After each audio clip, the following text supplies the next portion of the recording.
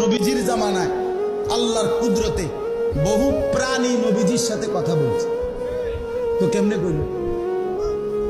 মরা মরা গুই সাপ, এরকম মরা গুই সাপ এক বেদুইন গ্রাম্য আরবের লোক এটা মরা এটারে আইনা নবীজির সামনে রাইকা বলছে, মোহাম্মদ যদি এই গুই সাপ এটা সাক্ষী দেয় তুমি আল্লাহর নবী, তাইলে আমি ঈমান আনবো। সে জানে একে তো এটা এমনিতে জীবিত থাকলেও কথা বলার কথা না, আবার রয়েছে কি মইরা, এটা কথা বলবে কেন?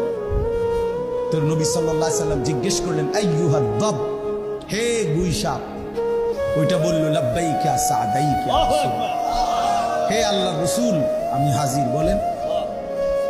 তো নবীজি জিজ্ঞাসা করলেন, মান খালাকাক, তোমারে কে সৃষ্টি করেছে? হ্যাঁ, তো তিনি বল, ওই গুই সাপ বলল, খালাকানি ওয়া খালাকাকা, মান খালাকাস সামাওয়াতি ওয়াল আরদ, আমাকে এবং আপনাকে সৃষ্টি করেছেন ওই একজনই, সাত আসমান ও জমিন সৃষ্টি করেছেন। জি, তিনি আল্লাহ, তিনি আল্লাহ। এবার নবীজি বললেন, মান আনা, বলো তো আমি কে, আমি কে বলো, চেনো তুমি আমারে? তো গুই সাপ বলছে, আনতা রাসূল রাব্বিল আলামিন, আপনি মহান আল্লাহ পাকের রাসূল। কাদ আফলাহা মান সাদাকাকা, আপনারে যে সত্য মনে করেছে সে সফল হয়েছে।